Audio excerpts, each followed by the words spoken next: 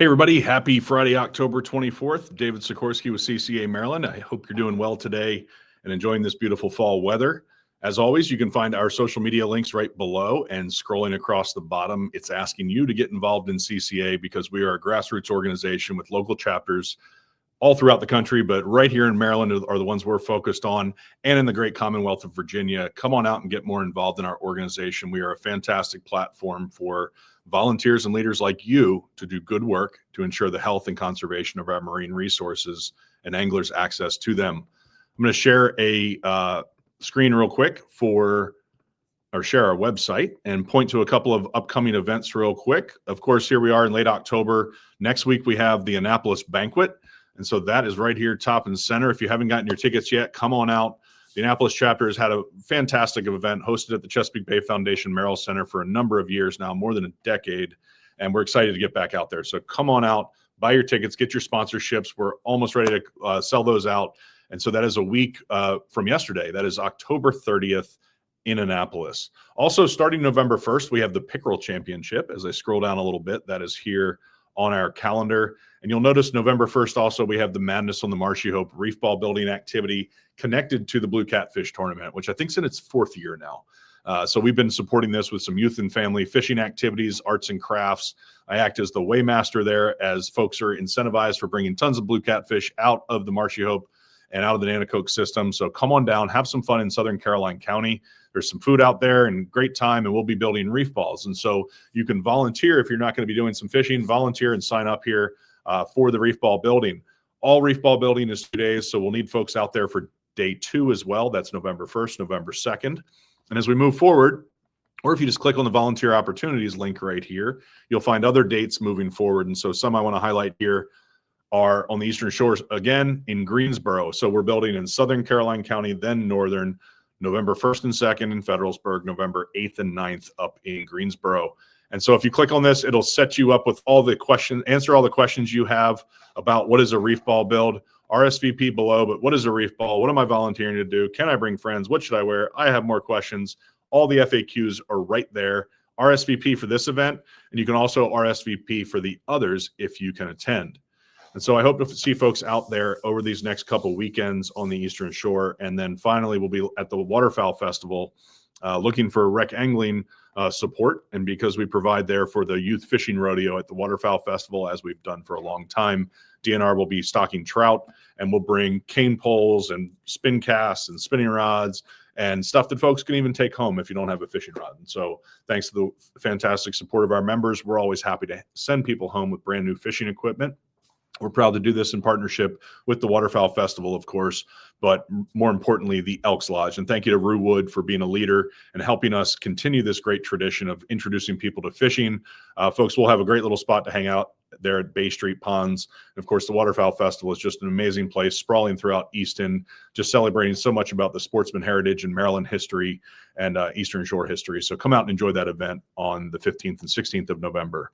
Before that, and this weekend, we are gathering to celebrate the memory of someone who, unfortunately, all in Maryland have lost, Dr. Ken Lewis, Maryland and beyond. Dr. Lewis is a longtime volunteer of CCA, somebody that helped found the organization, has served as our chairman of our board, our chairman of government relations, representative on the Oyster Advisory Commission, diehard volunteer, free, never paid lobbyist, someone that is just was a tremendous spirit and has a tremendous career behind him. And so look at all the information about Dr. Lewis's illustrious life and beautiful family that he and his wife Bonnie created. He is a heritage member of CCA, one of the only in Maryland, who has just done tremendous work for us. So right here, highlighted at the bottom, tomorrow, October 25th at 1 p.m., we'll be gathering in his memory on York Road, 13801 York Road at the Broadmead community in Cockeysville. Really, I call it Hunt Valley up there. And so I hope you can come out. And if not, please share with us at information at our email, anything you'd like for us to pass on to Dr. Lewis's family, and stand by for a lot more information about ways we have planned to honor him and remind folks of a great example of stewardship that he and so many others in CCA's history have just exemplified.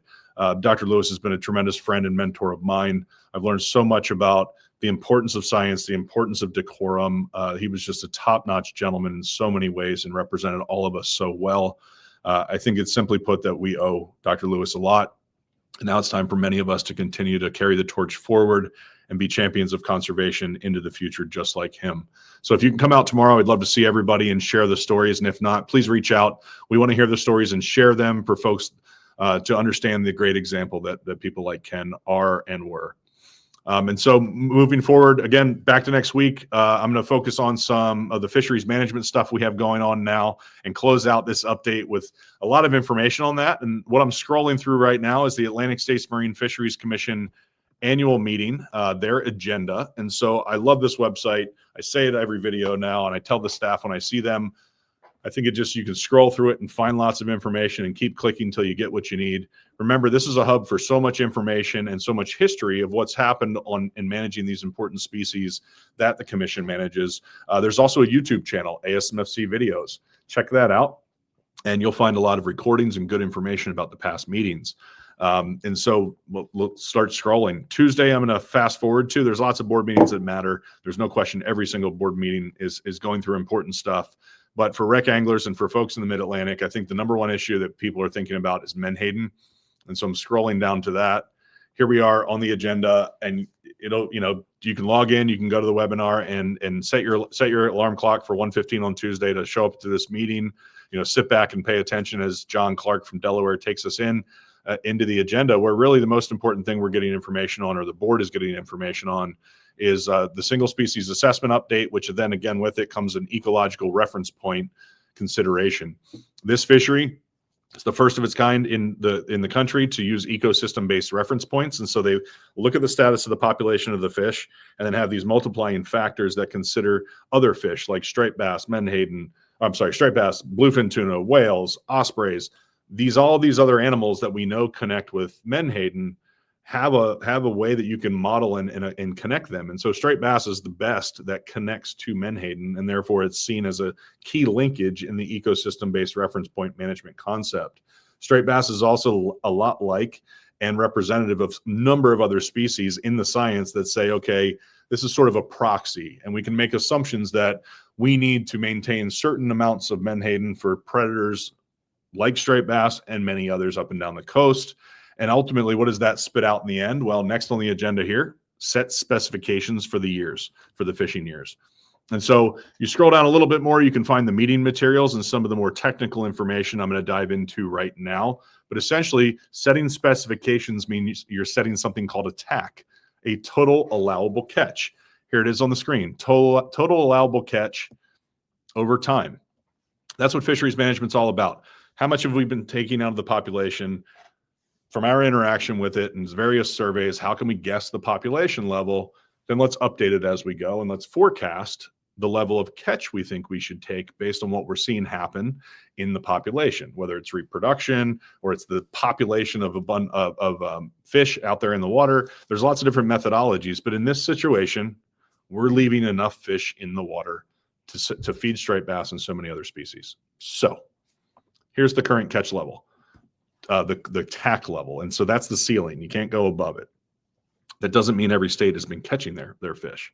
So here's the allocation. So that number, 23,000 or 233,550 metric tons, that is allocated across the coast. And so up and down the coast, you see these percentages of allocation. Of course, we all know Virginia has all the fish with Omega sucking them up out of the bay up to a 51,000 metric ton level. And then up and down the coast, 75% of this number is allocated to the state of Virginia. Next, you see New Jersey. That stands out, the 11%. New Jersey has a bait fishery, not a reduction fishery like Omega. Virginia has a bait fishery, and then every other state up and down the coast with landings is landing those fish in bait. So Virginia stands out at 75 because the biggest reduction fishery, they allocate it internally within the state as to what side gets what. And again, the commission says that menhaden's capped at 51,000 metric tons. Well, now we know that the information from the new assessment tells us that if we set a TAC at status quo plus or minus these percentages, so if we do nothing or raise the catch or lower the catch or the allowed catch, the TAC, then we have a probability of exceeding the F target. What does that mean? The F target is the level of removals or the fishing mortality at which you want to target and so that everything else happens. The population meets its goals, but in this case, it's an ERP target, and so it's saying what level of F, or fishing mortality, should you execute on menhaden by way of attack throughout the year coast-wide to feed striped bass and all these other animals. And so there's an ERP TAC. And so what this is telling us is plus or minus 20%, doesn't matter which way you go, you're going to be overfishing menhaden if you set the TAC at these levels. So here, probability of exceeding the F target, we don't want to exceed the F target. And that's why there's a higher probability of exceeding when you see a higher level of TAC. The TAC goes out into time and changes because things change over time. And that's how these models work. Staff will fully explain this to the board as we have our meetings and make our deliberations. And in this case, I'm not a board member. Dr. Allison Colden is the legislative proxy for this fishery. So what we're looking at here, and what is the standard at fisheries management, and what CCA and our coalition of partners have called for, is the 50% probability. You don't do any worse than that. You should actually be more conservative than that.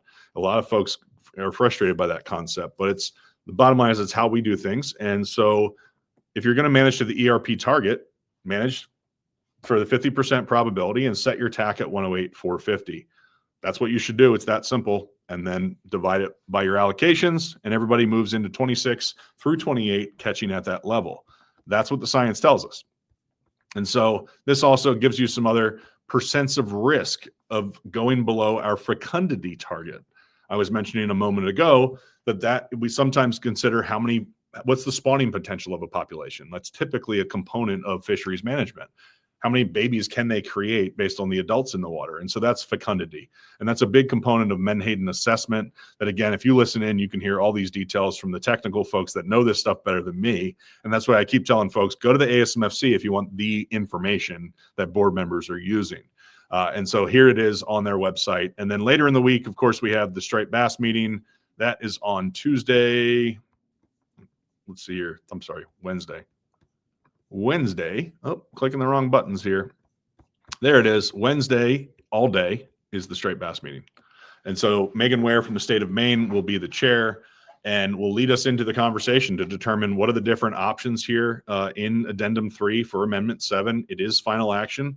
We'll get a review from law enforcement before that, but the real meat of the meeting is going to be figuring out whether we do a 0 to 12% reduction, and if Maryland's baseline reset is passed, and if passed, as an option for Maryland to consider or use, is there a buffer? And so what'll happen there? We don't even know what order things will go in yet, but we know that staff will start off with a presentation and the chair will determine how we work through the meeting. There's lots of different supplemental information and meeting materials here. One thing that stands out to me, and as I've been reviewing these as a board member, is I look at the public comment. I attended the Maryland Annapolis meeting. I was not able to make it to the Y Mills meeting, but absolutely heard loud and clear that there was this showing up of support for status quo, no reductions in this fishery. And so you can even see that coast-wide in both columns, the majority of people are saying status quo, no reduction. Also, an impressive number of people are weighing in, and organizations are weighing in on a 12% reduction. There's no question I'm hearing opinions from all different angles. And this is an important piece that board members should consider. I consider the public comment strongly as we move into this decision making, but also our history and our fishery and our knowledge of what's happening here. The reality is that the striped bass are continuing to face recruitment challenges, even recruitment failure, below average recruitment here in the Chesapeake Bay. It was just announced by DNR that we have 7 years in a row now.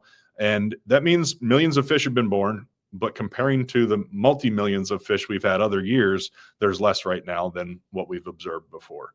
And so it's not zero fish, it's less fish than we need to meet our management goals, which we have. The modeling and the stock assessments and what we use to manage the striped bass fishery is this dynamic model that's considering inputs of population, outputs of removals, lots of different things that you'll pick up on if you start attending these meetings and paying attention. And the bottom line is you need more fish to allow us to have future fisheries and meet the levels of abundance that anglers have been calling for a very long time. We've been going down this road for over a decade now, constraining catch, constraining fishing mortality, and reducing quotas. A decade, and even we started this effort before we knew that recruitment challenges would come for 7 years. I firmly believe that it is a major component added to the environmental conditions, which would relate to good spawning or bad spawning. Something added to that is the blue catfish predation issue that's happening here in the Chesapeake Bay. There's correlation. In 2018-19, we had the freshest year on record in the Chesapeake Bay watershed. And after that, we started seeing blue catfish showing up across every young of year survey site around the watershed. So or at least in Maryland, in the upper bay, we started seeing strong reproduction of these really high-end predators. I mean, they're up there eating lots of different things up throughout the water column in different parts of their life. And we've even seen pictures of folks out in the field with striped bass larvae in blue cat stomachs. And so as we think to Menhaden and how we manage from an ecosystem perspective, we need to consider all the things that Menhaden do here in the Chesapeake Bay ecosystem. We need to think about all the things that happen on land and our failed municipal systems, sewage systems, water quality impacts that are happening all up and down the Atlantic coast where too many people live. We have to consider that, and we have to consider the harsh reality that we don't have a lot of striped bass in the system, yet we want more. So as a board member, again, I'm thinking a lot about the public comment, a lot about the risk and reward here of what level of reduction do we take versus the economic impact, the ecological benefit, and what we know and don't know about striped bass and their actual population levels. I'm not going to go into the scaling and changing of the fishery that happened in previous years in detail, but moving forward, we're going to get a stock assessment, which is going to reset our understanding of the population. That should happen in 2027 and give us a nice clear picture up to 2025. What were the trends? What was happening? And at that point, we'll also get a reset of the actual number of fish that we think are out there in the ocean, the size of the biomass, and so on and so forth. And so as a board member, I'm really looking forward to that because I think we need new information. I think we all know that our federal marine resources, marine recreational information, Marine Recreational Information Program, MRIP. We know that system has serious challenges and has caused a lot of pain and a lot of struggle on a lot of fisheries around our coasts. It's not just, I'm not just sitting here trashing that program. It is the program we have, and every state up and down our coast has the absolute freedom and the absolute ability to build better data systems. We've seen that grow from the South with CCA support and coalition support in many other states that have taken the bull by the horns to better capture rec angler data, better assess our species in state waters, and better represent the public that owns this resource. A lot of the conflict and things that happen throughout our fisheries with stakeholders, I think, is driven by the fact that our agencies are not delivering the results that our public needs. Our systems of assessment are great, and there are tons of great people doing important work out there. We could do a lot worse with a lot worse, or a lot. And the bottom line is we can do better. And that's what we need to be looking towards. And that's what we need. We have a committed recreational fishing community that is ready to provide more data, ready to sit on the sidelines and not go fishing for marquee species like striped bass because we want it to come back. I want my children to have that same experience I had in the growth of this population. And what it's going to take is everybody rolling up their sleeves to try and find solutions. It's easy to point these fingers, and heck, we got 10 of them. But the more and more we can sit down at the table and actually accept what is fact and focus less on the politics and the jockeying for position and the arguments to try and get the outcome and take home the fish. Let's focus on what can provide for a more abundant striped bass population in the future. Because unfortunately, I have news for you. We're probably not going to meet our goals for population, and we sure as heck can't maintain them, even if we did meet them based on what's out there in the water. So I'm one of the board members very interested in hearing from folks about what we're doing moving forward, not just this meeting, but let's try and set a plan, set a vision, and at least then the public can help us shape that moving forward. And the many businesses and people that have relied upon striped bass for so long can have a little bit of understanding about where we're going. Because right now, I'm not sure where we're headed. So I hope everything makes sense for folks. And if you've made it this far, I hope to see you at a meeting and hope to get you more involved in the fisheries management process in some way. This is how I got started at CCA, showing up at meetings, paying attention because I care about the outcome and enjoy the process, enjoy the people, and trying to shape a better outcome for our fisheries. It's not easy. I'm not going to tell you I'm great at it. I'm not going to tell you I have all the answers. The reality is collectively we can work together to try and solve our problems and ensure the health and conservation of our resources and anglers' access to them. So hope to see you next week. We will be making some decisions on red drum as well, so stand by for that on Thursday, and I hope to see you in Annapolis. Thanks, everybody. Have a great weekend. See you soon.